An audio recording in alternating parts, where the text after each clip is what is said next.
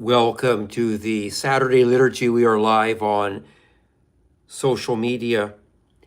God, remind us you are always with us, no less on weekdays than on weekends. Remind us you are with us from the Garden of Eden to Egypt, from Egypt to Sinai, from Sinai to the Promised Land, from the Promised Land to Calvary, from Calvary to now, and from now through the eternities. God is that warm blanket that always warms our souls and calms our fears. Psalm 46:1, God is our mighty fortress, always ready to help in times of trouble. And weekends are times when sometimes the troubles are far from our mind and sometimes they are hanging on our mind. This is a time when we can slow down for a moment, appreciate the things in life that cannot be purchased: love, family, time to do stuff that's meaningful. What we're going to do is we're going to see if we can get caught up a bit on all social media platforms to get the studies we've been doing in the book of Acts kind of up to date. So what I'm going to do is go through and summarize a bit of Acts chapters 21, 22, 23, and talk about them as we go. In chapter 21, Paul is given a warning, I should say, by a prophet that he's going to be arrested and jailed in Jerusalem. So some of Paul's supporters kind of plead with him and beg with him, no, don't go. Paul decides to go to Jerusalem anyway. Now, there are times when people have a call to ministry, a call to do something very specific, and a call that may be potentially dangerous. Ideally, there should be a lot of spiritual discernment, consultation with people who are spiritual advisors and leaders before a decision to possibly go into an area that might be dangerous is undertaken. While in Jerusalem, Paul tells the leaders of the church in Jerusalem of the success he's had with his ministry to the Gentiles. I think Paul's testimony of what God was doing in the lives of Gentiles may have helped open the doors so that Gentiles would be more welcome in the early church. Then Paul's legal problems start, and we see these legal problems going on for several chapters. He's falsely accused of being against the law of Moses. A mob of people attack Paul, accusing him of not keeping the law and of bringing Gentiles into the temple.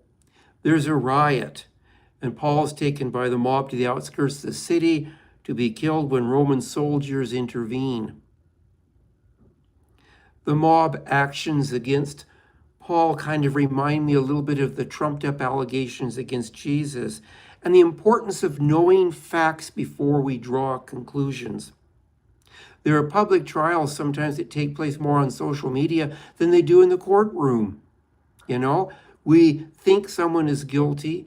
We think maybe a group of people is guilty. We condemn them. We treat them as others. We treat them in a terrible way. We discriminate against them.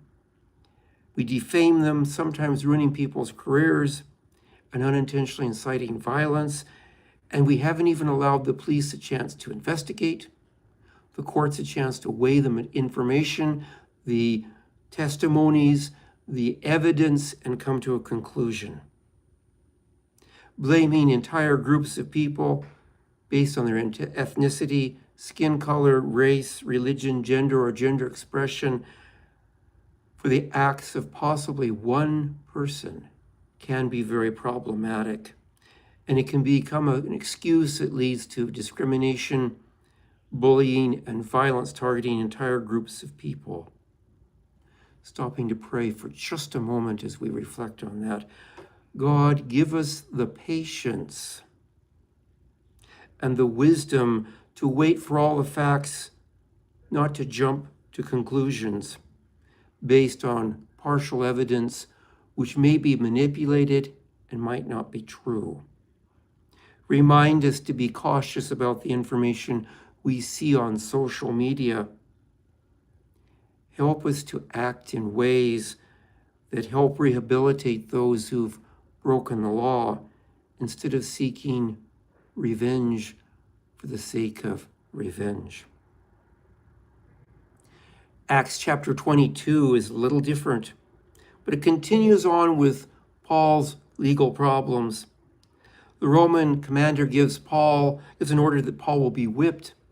Now, he does this not knowing that Paul's a Roman citizen, and this was not something that was supposed to happen at this stage. When the commander realizes that Paul's a Roman citizen, he revokes the order. The soldiers who are going to carry this out scurry away because they don't want to be caught in an act of flogging a Roman citizen. Now, there's an interesting conversation between Paul and this commander. The commander says, I purchased my citizenship. Paul says, I was born a Roman citizen. Now, while a person who has citizenship has more prestige over a person who does not, a person who's born in the country has citizenship due to birth, not due to purchasing or immigration, often has a little bit more prestige. A person sometimes who is born into and raised in a faith tradition, a religion, a denomination, sometimes has more prestige than those who converted later in life. A born-again Christian has no more superiority over a person who is a Christian who was born in a Christian household who's not born again by identity. Neither is a born-again Christian inferior. All people in the household of God are equal. Paul defends himself to the crowd. He does this in a number of ways. He speaks in the language that people understand, probably Aramaic, could have been Hebrew, but I would guess most likely Aramaic. That helps give him some sense of credibility. He points to his background, the person who was his teacher. He was taught by a well-respected, well-known rabbi. This is kind of like a person pointing out that they graduated from a prestigious college or university or seminary, possibly from a place that's really well known and prestigious, like maybe a Stanford or Harvard or a Yale. Paul relates how he became a follower of the way. He talks about his conversion on the road to Damascus. Personal experiences and testimonies like what Paul is relating can be dismissed, but it's harder for people to dismiss that sometimes than it is just the sheer logic of what a person is presenting. Paul's speech, however, doesn't really convince the crowd, who seem to have made up their minds about Paul beforehand. The mob wants to kill Paul, and they try to do that, so the commander has to move Paul to a military barracks where he can be protected. We move to chapter 23. In this chapter, Paul is on trial before the Sanhedrin, which is a leading body of Jewish scholars, leaders, that sort of thing. A high priest hits Paul, and this results in Paul calling him whitewashed. And Paul then learns that this was the high priest who struck him, and he apologizes for what he said. Now, the Sanhedrin was made up of two groups of people who are very distinct. They're made up of Pharisees and Sadducees.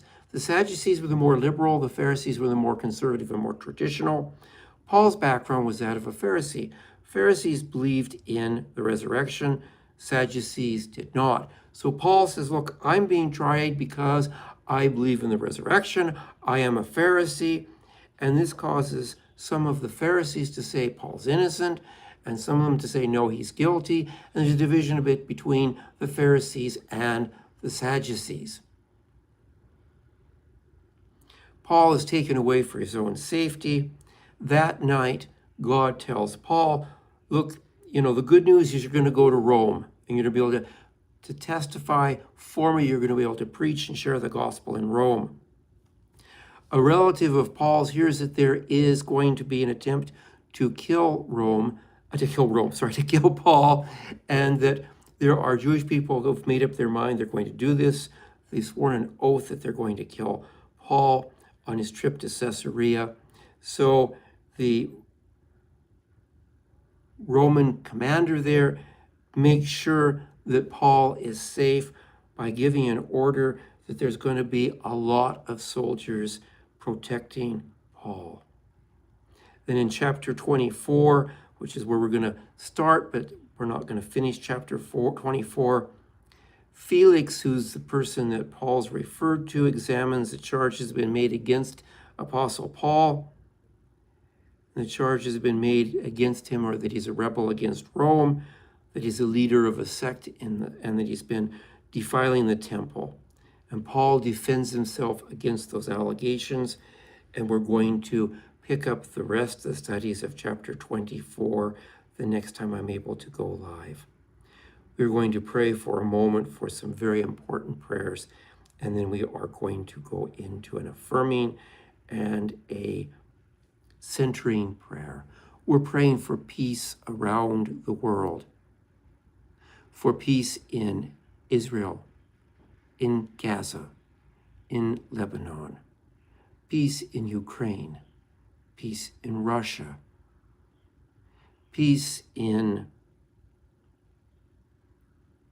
Iran, peace between the United States and Iran, peace between Israel and Iran, peace between Iran and her Arab neighbors. And we pray for those who are going to be involved in very public protests and demonstrations today, that they will be safe. Welcome to those who are joining live. I'm going to lead you in an affirming and a centering prayer. So I will say a sentence, allow you a bit of time to repeat that sentence aloud or just in your mind to yourself, or reflect on those words. God created me on purpose.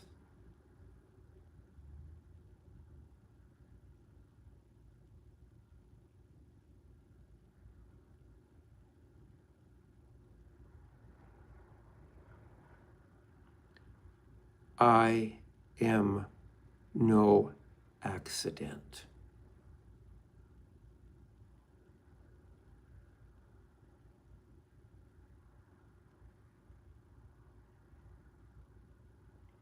God loved me before the foundation of the world.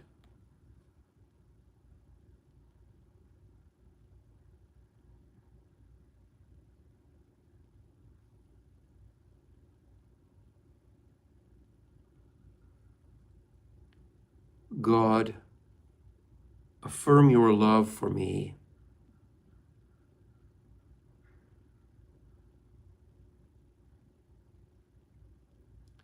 Heal the aching parts of my mind, my body, and my soul.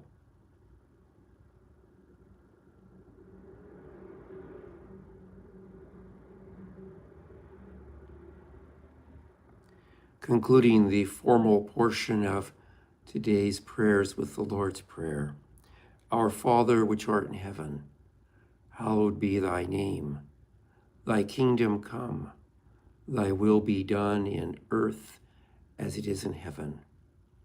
Give us this day our daily bread, and forgive us our debts as we forgive our debtors.